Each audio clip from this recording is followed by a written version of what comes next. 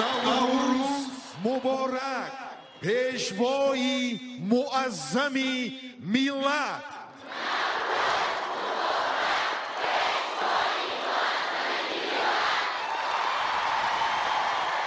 این گلهای تر و تازه از نام اساسگذار صلح و وحدت ملی، پشوای ملت، президент جمهوری تاجیکستان جناب عالی محترم امامali رحمان به اهل هنر اهدا می گردد.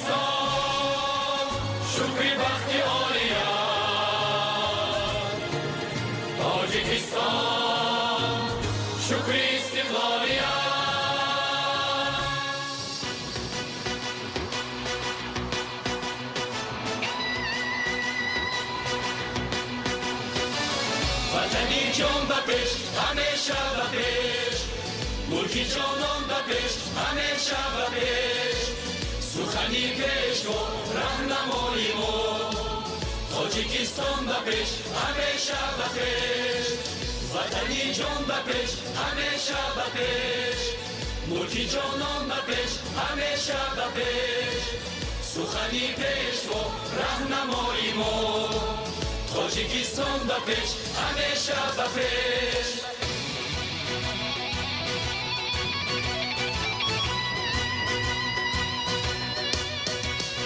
آبو گیلم میزاری گلشند جان و دلم بهاری روشند سر منزلم خماری سبزی دامنم به پیش به پیش همیشه به پیش به پیش به پیش همیشه به پیش وطنی جان به پیش همیشه به پیش ملکی جانان به پیش همیشه به پیش سخنی پیش ما راهنمای ما تاجیکستان به پیش همیشه به پیش وطنی جان به پیش همیشه به پیش ملکی جانان به پیش همیشه به پیش سخنی پیش ما راهنمای ما تاجیکستان به پیش همیشه به پیش وطنی جان به پیش همیشه به پیش ملکی جانان به پیش همیشه به پیش سخنی پیش ما راهنمای ما تاجیکستان به پیش همیشه به پیش به پیش به پیش همیشه به پیش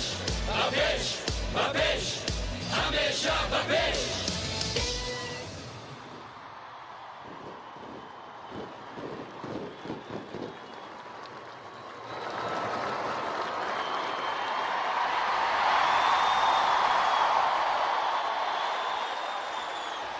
یک جهان تشکر به شما به همه اهل سنت فرهنگ و همه اشتراک کنندگان این محفل بسیار زیبا با شکوه و شهامت و زیبنده تحفه بهترین نوروزی به کل مردم تاجیکستان گردید. من شما را از صمیم قلب با این چهاربینی سطح درجه عالی تیار کرده تان منتداری صمیمی خود را تشکر به پایان خود را بیان میکنم.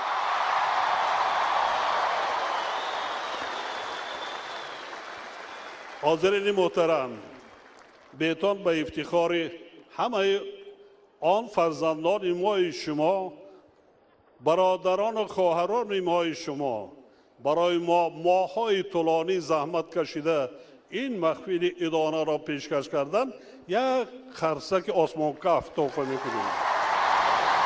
سلامت باشید، سلامت باشید. هموطنان عزیز، حاضرین محترم، من دائما در سخنرانی‌های خود قید میکنم زندگی حیات همین است. از روز تولد تا نفس واپسین حیات مبارزه است.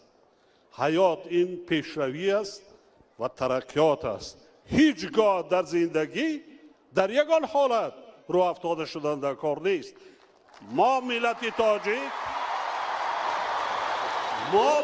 تاجیک، خلق تاجیک در سالهای 90 بدبختترین سنگین‌ترین روزها را پس سر کردیم. انشالله این مشکلی های پیش آمده را پس سر میکنیم. آفرین.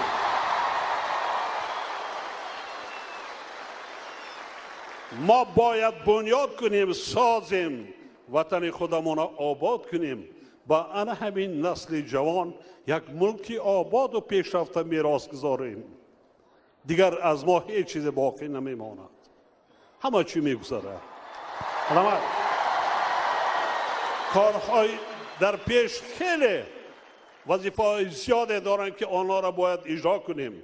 ما سال آینده جشن مقدس ملی دولت خود را 30 سالگی دولت جوان تاجیکستان را تجلیل کردنی هستیم و برای این جشن تجلیل کردن از حال زحمت کشیده وطنمان را آباد کنیم. خانه در کاشانه خود را آباد کنیم، زیبا گردانیم، محل زیست خود را وی کنیم. برای خودمان زندگی خودم آسایشته، زندگی با برکت برای خود، برای فرزندان، برای خلق تاجیک مهیا سازیم، بنیاد کنیم، سازیم. همین از دولت داریم. دیروز باد هوا چگونه بود؟ دیروز چگونه باد هوا بود؟ بارشات بود. من را دلم غمگین شد که زحمت فرزندان من خدا نکند که باران و برف شود و می نرود. هر کس را از دل نیتش، دل نیت ما مردم تاجیک تاریخاً پاک به آلایش بود. همیشه میماند. ما با کسی خصومت نداریم. ما ملت فرهنگی هستیم. ما ملت تمدن آفر هستیم. ما ملت تمدن ساز هستیم. ما ملت معمار و شهرساز و شهردار و صاحب قلم هستیم. بار دیگر یک جهان تشکر، یک جهان تشکر. بار دیگر نوروزتان مبارک باشد. خدا کنه دست خدای متعال آرزو دارم، طلب میکنم از همه روزهای سخت‌ترین و سنگین‌ترین خلق تاجیک را انا مثل انا همین حاضر گرداند. سلامت باشید. آفرین، تبریک. سلامت باشید، خوشبخت باشید، داماد باشید. یک جا تشکر. سلامت باشید.